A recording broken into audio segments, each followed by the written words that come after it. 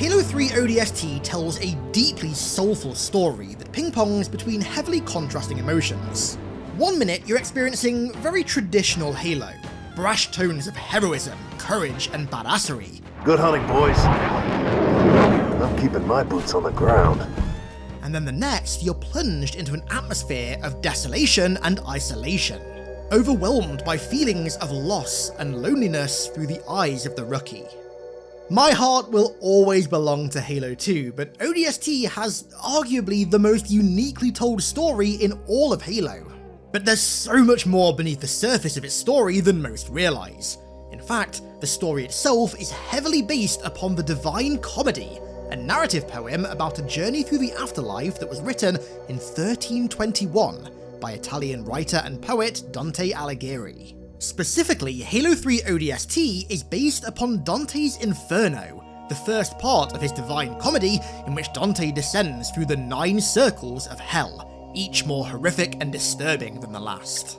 Halo's story has been deeply rooted in biblical writings ever since its inception, and a few months ago when I was joined by Wendigoon to discuss just that, I had so many comments asking me to make a dedicated video about how ODST ties into Dante's Inferno. And well, today we're doing that very video. I've done a ton of research for this video, from reading pages and pages of excerpts and summaries of Dante's Inferno, and I also watched Isaiah's excellent breakdown of the Inferno as well, and I gotta say, I genuinely think that this is the most fascinating topic that I've ever covered on the channel. And I can promise you that by the end, you are gonna look at ODST's story under a radically different light in the best way possible. But before we look at its specific ties to ODST, I need to give you all a brief rundown on Dante's Inferno itself, so that you understand all of the analogies, the references, and connections that Bungie wove into everybody's favourite smooth jazz shock trooper depression simulator. So, it was written by Dante Alighieri, who was a 14th century Italian poet and a writer and a philosopher, among many other things, who also just so happens to be the main protagonist of the story. Dante's Inferno is just the first part of Dante's larger story called the Divine Comedy, which details his journey through all the elements of the afterlife, through hell, purgatory, and then eventually heaven. It opens shortly before the dawn of Good Friday, where Dante finds himself lost, wandering through a dark wood, and his way becomes blocked by several beasts, each beast representing a different category of sin. By the dawn of Good Friday, these beasts drive him back into the darkness of the woods, where he's rescued by a figure called Virgil, said to be a shade of the Roman poet of the same name. Virgil was sent by a woman named Beatrice, the symbol of divine love, and after some hesitation, on the evening of Good Friday, Dante chooses to follow him, and the two begin their descent into hell. But before reaching hell itself, they pass through what's called the vestibule of hell, which is almost its precursor, in which the souls of opportunists and those who took no sides in life reside. These souls weren't sinners per se, but they were the uncommitted who were neither good nor evil, rather were just solely committed to themselves. Dante and Virgil then take a ferry across the river Acheron into hell itself, where their descent truly begins. So in the Inferno, hell is visualised as 9 concentric circles that descend down into the centre of hell, where Satan himself resides. Each level is dedicated to a sin and houses the souls of those who committed each respective sin in their mortal lives, where they're punished for eternity in a way that befits their crime. So, for example, those who committed the sin of violence against another are submerged in a river of boiling blood and fire to represent the fact that, of course, they spent their entire lives wallowing in the blood of others. And also, as the levels descend, the sins that they correspond to get worse and worse. So, the first circle is Limbo, in which the souls of the unbaptized and the unbelievers reside, although this level isn't anywhere near as punishing as the other levels because the sin of not believing in Christ isn't enough to warrant eternal damnation. I mean, at one point, it was even said that Jesus himself came down to Limbo to rescue a number of souls and take them to heaven, so Limbo isn't this eternal hellfire like the other circles. Also, in each circle, Dante encounters familiar faces. Here, in Limbo for example, he finds the poet Homer, philosophers Aristotle, Socrates and Plato, the physician Hippocrates, and also many others. The second circle is Lust, and this is where the eternal punishments of being damned to hell truly begin. The carnal malefactors who reside here are condemned for allowing their appetites to sway their reason, and are tortured by an eternally raging violent storm. Circle 3 is gluttony, in which sinners wallow in a great storm of rot and decay to punish them for their voracious appetite. Circle 4, greed, is populated by those who hoarded, squandered, or simply just valued material goods far more than they should, aka most of modern humanity, and they're punished for these sins by eternally jousting one another, using large weights as weapons that they push with their chests. Circle 5 is wrath, which is seen as the final circle of incontinence, which is how the circles 2 through 5 are described, the circles in which the sinners mostly sinned through extreme self-indulgence. This circle is also the river Styx, in which the souls are condemned to forever fight each other on the surface of this stinking swamp that forms the river, while the more passively wrathful are forced to lurk beneath the slime. Circle 6 is heresy, which is where the real extreme punishments begin. Heretics condemned to the 6th circle are eternally trapped in flaming tombs. Circle 7 is violence, broken down into 3 different kinds of violence. Violence against others, in which the sinners are drowned in a river of boiling blood and fire. Violence against self, in which sinners are turned into weak, thorny trees and gnawed at by harpies. And violence against God, art, and nature, in which sinners are tortured in a great plain of burning sand, scorched by flakes of flame falling slowly from the sky. Circle 8 is fraud, and there are actually 10 regions of this circle for different kinds of fraudsters, some tortured by eternal marching and whipping by demons, some steeped in excrement, hacked and mutilated by a massive demon wielding a bloody sword, and even afflicted with various diseases alongside eternal stench, thirst, filth, darkness, and screaming.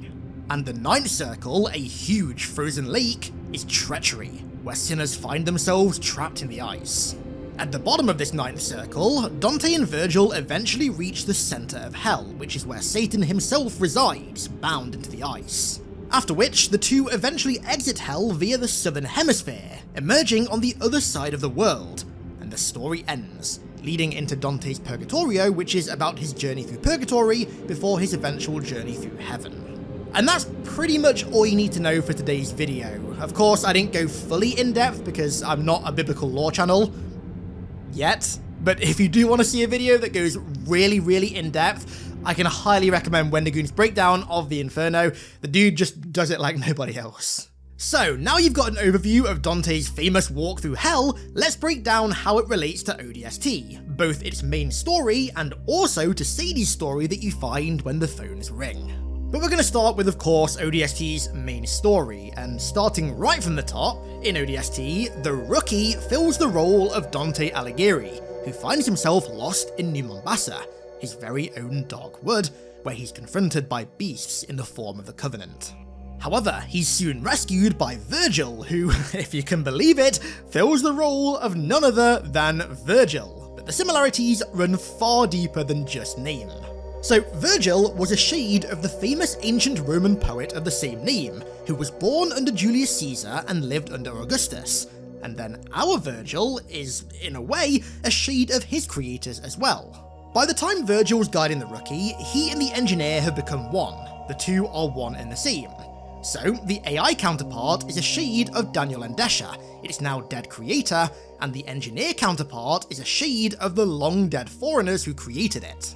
Virgil is a shade of both humanity and the foreigners, who purely coincidentally were one and the same in Bungie's lore. I'm sure they weren't trying to imply anything by that little coincidence. Our Virgil, being created in the time of the foreigners and then going on to live under the Covenant and humanity, is also an analogy to Dante's Virgil being born under Caesar and living under Augustus as well. Slight tangent, but I'm pretty sure that this is also another nod to humans being foreigners, by the way. Julius Caesar was Augustus's great uncle, so not only did the two share a lineage, but when Caesar was assassinated, Augustus fought a war to avenge him, and when he was victorious, he then succeeded his great uncle as the new ruler of Rome, in a way inheriting the mantle that he left behind. Just another neat little bit of evidence that I've never noticed anyone talk about before that, once again, supports the idea that humans were foreigner. But anyway, back to ODST. In the Divine Comedy, it was said that Beatrice, the symbol of divine love, was the one who sent Virgil to guide Dante, and in ODST, Virgil was reactivated thanks to both Veronica Dare and Sadie and Desha, which indirectly allowed it to guide the rookie through ODST's allegory of hell, which to me makes it seem like both Dare and Sadie are meant to fill the role of Beatrice.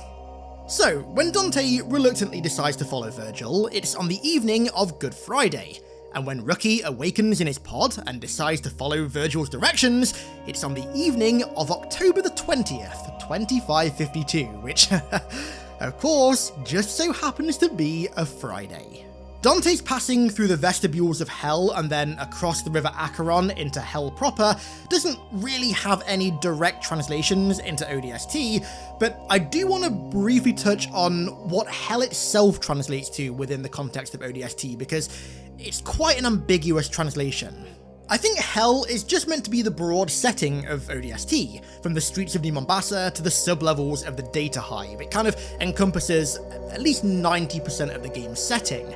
The only place, or again I guess setting more so, that isn't Hell in ODST is the coastal highway and the streets at dawn. The meaning behind these areas is different, and trust me, we're going to come to it soon. So, getting into the real meat of Dante's Inferno now, the 9 Circles of Hell, and these all have varying degrees of relevance to ODST's story. The first circle, Limbo, is I think meant to represent New Mombasa. Limbo is where Virgil is said to reside, and of course the Superintendent / Virgil reside in New Mombasa.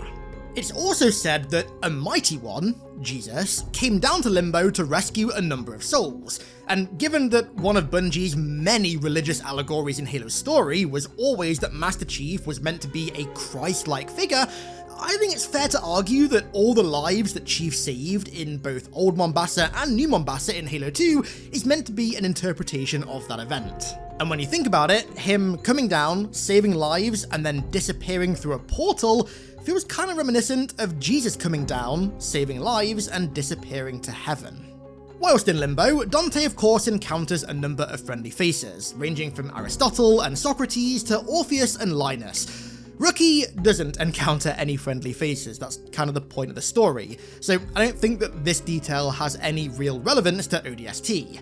However, I think that his discovery of the Oni Alpha Site does have some pretty strong relevance. The Alpha Site is a grand structure that once housed some of the wisest minds in the office, that was preceded by a number of large blast doors, and that was surrounded by an artificial lake.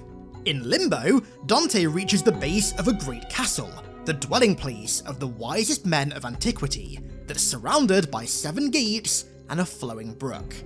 Pretty clear-cut analogy if you ask me. And you know what, funnily enough, I actually don't think this is the first time that Bungie have referenced this castle. Slight tangent, but in Marathon 2, on the Svit homeworld of Lawan, one of the key locations that you visit is the Svit Citadel of Antiquity, which is surrounded by a moat of lava, very hell, which to cross, you have to go through a load of gates, among many other things. Just a neat little coincidence that I noticed. Definitely just a coincidence, because Bungie would never reference the same mythical and or biblical tale in both Marathon and Halo. That's literally never happened before. Moving down to the second circle of hell, Lust, I don't really think there are any parallels with ODST here, besides maybe Buck and Dare, but Lust is sinful, and Buck and Dare just have a complicated relationship. There's nothing sinful about that, depending on who you ask. The same goes for the third circle, Greed, and the fourth circle, Gluttony as well. There are no real parallels there. However, the fifth circle, Wrath, has some very clear connections to ODST. The first connections are a bit subjective, but the transition from daytime New Mombasa as the rookie's dropping in, to nighttime utterly destroyed and ruined New Mombasa when he wakes up, kind of feels like an allegory for Dante's crossing of the River Styx. The fifth circle is seen as the last circle of incontinence, so the last circle where its sins pertain to a lack of self-control, and a transition into the circles where the sins relating to them are, frankly, real pure evil. This transition from bad to horrific feels like the transition from daytime New Mombasa, where although there was a war raging, the city was mostly intact and it seemed like we were winning, to nighttime New Mombasa, where the city has been totally annihilated, survivors are completely scattered and without hope, and victory isn't at all in sight. And further, as Dante crosses the river Styx, he sees high towers off in the distance that resemble fiery red mosques, which mark a location called the City of Dis, beneath which are the 6th through 9th circles of hell. The city is also surrounded by the river Styx, which acts as a moat for it. And this is a very clear analogy for both the burning city of New Mombasa and also the Oni Alpha site. The fiery red towers, I think, resemble the burning skyscrapers of the city in the distance, whereas the city of Dis resembles the Oni Alpha site. Again, the Alpha site is surrounded by a moat and is situated above the data hive, containing sublevels that resemble the next few circles of hell, and at the bottom of which is the rookie's prize, much like Virgil. So in the Inferno, it's said that an individual called Erichtho has sent Virgil down to the 9th level of hell to bring back a spirit who's trapped there, and in ODST, Rookie is, unbeknownst to him, being guided down to the 9th sublevel of the data hive to retrieve Virgil, which of course was Dare's secret mission all along. Where the surface of New Mombasa represents the upper circles of hell, the data hive represents the lower circles in a very clear-cut manner. In the Inferno, an angel uses a wand to open the gates to the 6th through 9th levels of hell, and in ODST, it's Dare's beacon that leads Rookie into the data hive. Okay, so just before we continue, let's just do a quick summary of what we've covered so far, just to make sure that we're all on the same page. Hell is the entirety of New Mombasa, both above and below ground. The streets of New Mombasa are the upper circles of hell. Oni Alpha site is the city of Dis. The sublevels of the data hive are the lower circles of hell, and the data center at the core of the hive is the center of hell, but we're going to come to this in a moment. So, moving into the lower circles of hell, the 6th circle, Heresy, I don't think has any relevance aside from the fact that it takes place roughly around the same time as the rookie's descent through the data hive. So Dante's passing through the 6th circle was said to take place around 2 AM, specifically around 2 hours before sunrise, and of course Rookie descends into the data hive deep into the night and emerges at dawn, so the timing here lines up mostly. And speaking of descending into the lower circles, upon his descent into the data hive, Rookie finds himself on sublevel 7, or the 7th circle, which pertains to sins of violence. Now, I'll be honest, besides the meta parallel of Rookie just killing loads of Covenant on this level, I couldn't find any direct parallels from Dante's time in this 7th circle with ODST, besides potentially one. So, sublevel 7 is where you first run into the corrupt cop who was going down to the 9th level to confirm that Dr. Daniel Endesha, Sadie's dad and Virgil's creator, was indeed dead. But this dude becomes way more significant in a moment. Something else that I noticed here, it's mentioned in the 7th circle, but it's also mentioned quite a lot back in the 2nd circle as well, is the emphasis that Dante puts on the damage that's been done to hell. A great earthquake was said to shake the earth at the precise moment of the death of Christ, which wreaked havoc on hell, destroying structures and creating ruins. Chief, following regret through the portal to Delta Halo, and the subsequent damage that was done to New Mombasa when the portal closed, feels like a direct translation of this great earthquake. Moving down to the 8th circle, Fraud, I couldn't really find any connections here, but moving down again to the 9th circle, Treachery, this circle is full of connections to ODST. The Rookie reaches his 9th circle once he drops down into sublevel 9 of the Data Hive, much like Dante, who was lowered down into the 9th circle of hell. This circle is also known as Cocytus, the River of Wailing, which was said to be a large frozen river or lake, and of course, sublevel 9 is entirely consumed by ice. The 9th circle, being where those who committed sins of treachery lurk, is really fitting as well, considering that this is the final destination of the corrupt NMPD cop, and also the place in which he canonically betrays the Rookie.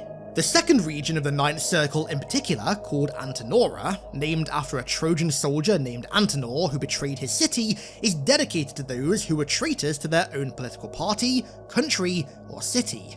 And of course, this corrupt cop was just that, a traitor to the city of New Mombasa and its people, of whom he swore an oath to protect and serve. But then, at the end of the 9th circle, Dante reaches the center of hell, much like Rookie and Dare reaching the data center at the end of Sublevel 9, and also like how the center of Hell was located right at the bottom of Hell itself, this data center is located right at the bottom of the Hive. Now of course, in the Divine Comedy, this is where Satan, the ultimate sinner himself, lurks, but in ODST, it's where Virgil lurks, and I do wonder if flipping the ultimate evil for the ultimate innocent good in the case of Virgil is another poetic inversion on Bungie's part akin to the Erichtho thing that we touched on earlier. Erichtho sends Virgil to free a spirit from the 9th Circle of Hell. Rookie's mission is to descend to the 9th sublevel of the Data Hive to retrieve Virgil, hiding away in its data center. I think this is a very clear analogy, albeit with the pieces of said analogy just kind of moved around a little bit. Suffice to say, cute little Virgil is far from Satan, quite the opposite in fact. A more clear-cut synergy between the two stories, however, is precisely when our protagonists escape Hell. At 6 PM on Sunday, Virgil and Dante finally escape Hell, but because they emerge in the southern hemisphere thanks to the time zone differences of the time, they reach the surface at 7:30 AM on that very Saturday. Rookie, Buck, Dare, and Virgil escape the Data Hive and reach the surface of New Mombasa as the sun rises on October 21st, 2552, which of course just so happens to be a Saturday. And what rough time does the sun rise on a Saturday in October? 7:40 AM. It's thereabouts on point. By this point, both Dante and Rookie have been through Hell and come out the other side. So clearly, ODST's main story was heavily based upon Dante's Inferno, but it's not actually the most connected story in ODST to Dante's journey. That accolade goes to Sadie's story, of course the secret story that you find through audio logs scattered throughout New Mombasa. Sadie's story is broken down into 9 chapters, or as they're referred to in-game, 9 circles, so I think you can see where this one's going. It follows the story of Sadie Endesha, the 19-year-old daughter of Dr. Daniel Endesha, who created New Mombasa's Superintendent AI. However, when Sadie was young, her mother, who was one of New Mombasa's greatest public defenders, was murdered by one of her clients, and so Daniel created a subroutine of the Superintendent called Virgil to look out for Sadie and to help care for her in the absence of her mother. As a result, Sadie has the ability to quite literally converse on a personal level with the AI that runs New Mombasa, much to the bemusement of other ordinary citizens. So the first chapter, or circle, opens with Sadie, against her father and Virgil's wishes, taking a train to Old Mombasa to enlist in the UNSC, but she's interrupted by the arrival of Regret's carrier and his invasion of the city. So she rushes to a kiosk and has Virgil video call her dad, who's working 9 levels underground in the Data Hive, where he reveals Virgil's discovery of the Arc Portal, and the circle ends with Sadie's train coming under attack from Wraiths. So, as I'm sure you've already guessed, each circle in Sadie's story corresponds with a certain circle in Hell, starting out with Circle 1, Limbo. It starts out totally normal, no covenant, everyone just going about their daily Mombasa lives, until the invasion finally begins. Citizens are essentially in a state of limbo before passing into Hell proper, which is, of course, the actual invasion. Some other little references as well. Sadie tells Virgil to go to Hell, and then when the Covenant arrive moments later, says Hell just came here, indicating of course that the invasion marks the end of Limbo and their transition into actual Hell. She also plans to rendezvous with her dad, who's on sublevel 9 of the Data Hive, just as Virgil was meant to save a soul from the 9th Circle of Hell. The second circle opens with the police commissioner of the NMPD, Commissioner Kinsler, and his driver/officer, Mike Branley, rescuing Sadie from the chaos, but instead of taking her to her dad, Kinsler says that he's taking her somewhere more private, and then tries to rape her in the back seat. But before he can, Mike stops the car, pulls Kinsler out and beats him up and throws him to the ground. Sadie tries to have him drop her off at the Oni building, but Mike refuses, so she gets out and Mike drives off. This one is pretty obvious. The second circle of Hell is for those who committed sins of lust, and with what Kinsler tries to do to Sadie, yeah, safe to say that he belongs there. The third circle opens with Sadie stranded on the wrong side of the bridge in Old Mombasa. She speaks to her father again, who's spoken to Dare, actually, and Dare's told him that this invasion is likely just a reconnaissance force who are after Virgil's discovery, of course, the Arc Portal. But her attention is drawn to an 800-pound kebab salesman called Jonas, who's giving his food away for free to all the fleeing refugees, and he offers Sadie 2 kebabs when she tells him that she's going across the bridge. As Covenant explosions go off around them, Jonas just continues to chow down on his delicious kebab, content with staying behind until the bitter end because he's simply too fat to flee.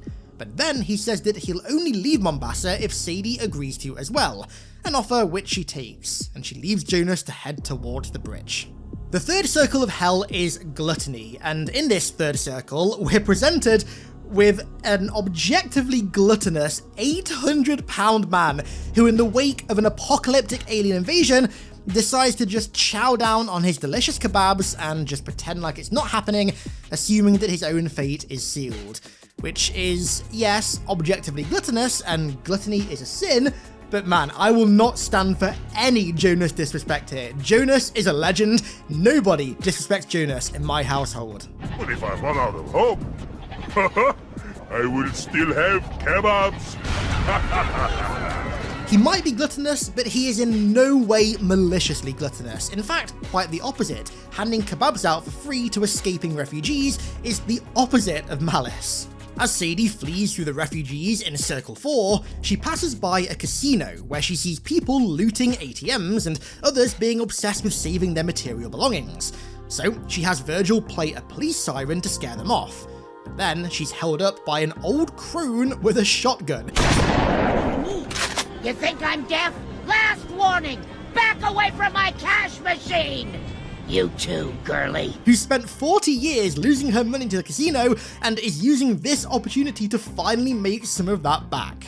She tries smashing the ATM open, but a phantom comes in and drops off some brutes who tear the ATM off the wall and crush the crone with it.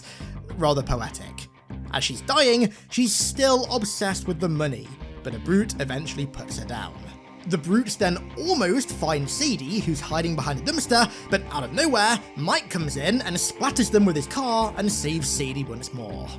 So the fourth circle of hell is greed, and here we have the material obsessed, the money obsessed, and the lifelong gambling addicted still fixated on their vices even in the midst of an apocalyptic Covenant invasion.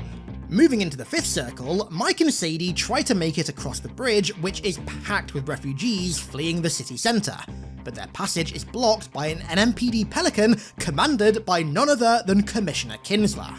Armed with an SMG, he holds them up from the troop bay, but Virgil comes in and saves them by having a waste disposal elephant ram into the side of the Pelican, and her and Mike begrudgingly hop into this newfound trash APC.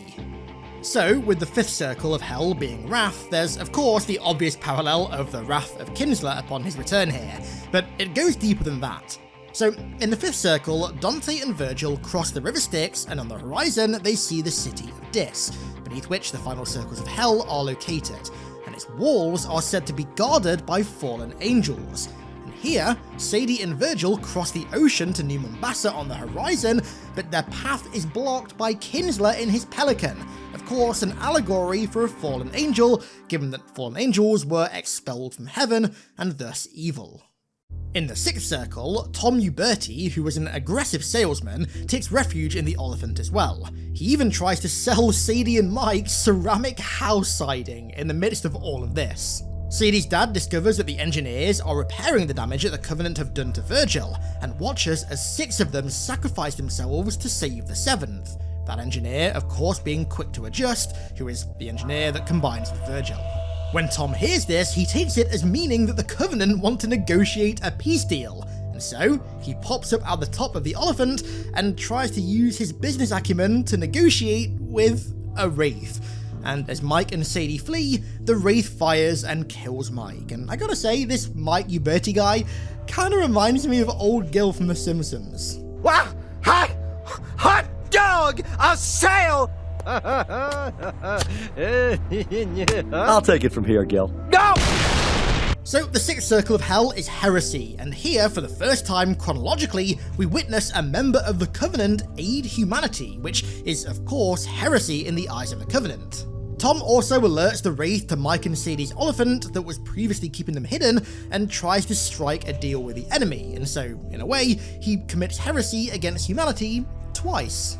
Circle 7 opens with Sadie and Mike speaking to her dad via an Optican kiosk, but the feed, and also Virgil, abruptly go offline, something only the police could do. So they head to NMPD HQ, where they run into a pile of dead cops in the entranceway, and beside them is an ex-cop named Marshall, who sent some of his old pals on their way himself. The dude has gone completely insane and is shooting up the police headquarters, even killing a legit cop called Jim who supposedly stole his half and half, and he takes Mike and Sadie hostage, but quickly after, a SWAT team raid the room and, despite taking a few casualties themselves, kill Marshall and free Mike and Sadie, and let them head up to the 14th floor to save Virgil. And this one's a pretty straightforward analogy. The 7th Circle of Hell is violence, and not only is there a violent shootout with a SWAT team, but Marshall shot up his previous headquarters and slaughtered at least a dozen officers. In the 8th Circle, Sadie and Mike reach the 14th floor and hear the duty officer speaking to Dare over comms, who's telling her to reactivate the superintendent, but she can't because Kinsler gave her explicit instructions to keep it deactivated. Sadie tries to convince her when, all of a sudden, Virgil starts to talk to her through the comms in engineer whistles. Meanwhile, Mike finds the office in which the false propaganda messages that are being broadcast throughout Mombasa are coming from, and confronts Stephen, the man who's doing the propaganda broadcasting, calling him a liar.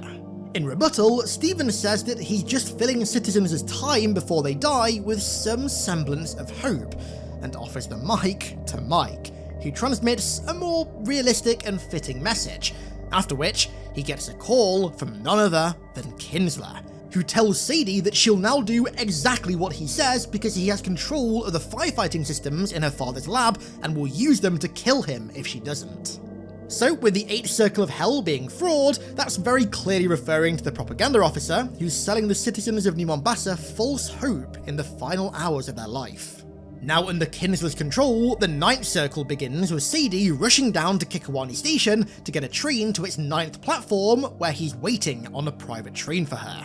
The station is packed and chaotic, and the Covenant are closing in, so she leaves Mike behind and sets off. The train is guarded by corrupt cops with machine guns who are holding back a horde of escapees, and when Sadie breaks through the crowd to get on the train, they get even more riled up, causing the cops to open fire on them. When Sadie gets aboard the train, she asks Kinsler if he worries that there might just be a hell after all, to which he replies, Oh, I know there is, my dear. And you and I are leaving it. Officer, close the doors. As the doors close, the corrupt cops open fire into the crowd once again, and the train begins to depart for Nairobi, and right as it does, Kinsler coldly tells Sadie that he killed her father by releasing argon gas into his lab just an hour ago. He again announces his intent to assault Sadie, just as one of the other cops says that the officers that they sent down to the data hive still can't find the engineer. This is referring to the team of corrupt officers that the corrupt cop in Data Hive was a part of.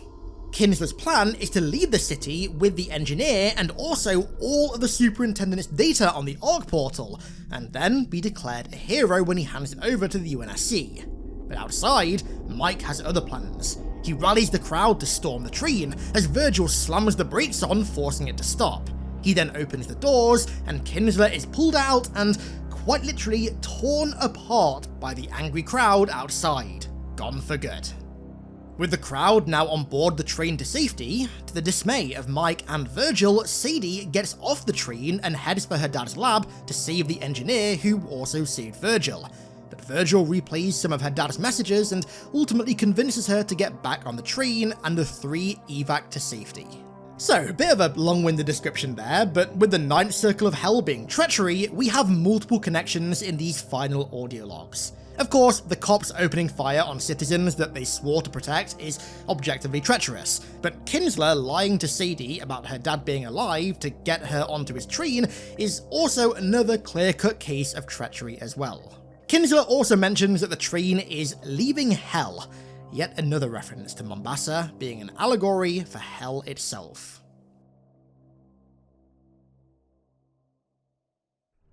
And that does it for Sadie's story, which is an even closer retelling / translation of Dante's Inferno than the main ODST story. Ultimately, it's very, very clear that Dante Alighieri's writings had a massive influence on Bungie's narrative team around this time, and I mean, it goes beyond ODST as well. There's even a map in Reach that's named after the final part of the Divine Comedy, Paradiso. This influence was just an extension, though, of Bungie's long-standing tendency to weave biblical references and connections into their stories.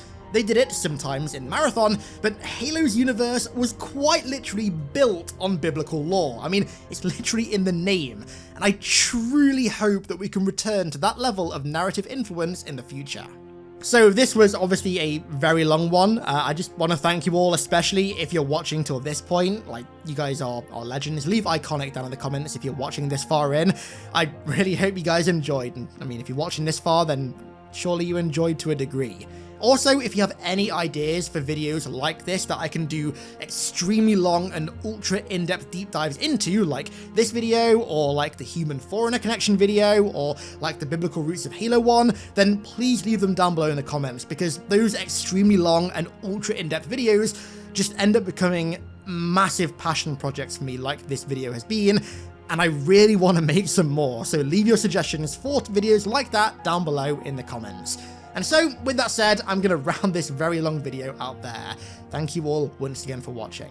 I want to give a huge thank you to all of my amazing patrons for the continued support over there as per usual. Thank you all so much, and thank you all so much for watching once more. I really do appreciate it, and I'll catch you all in the next one.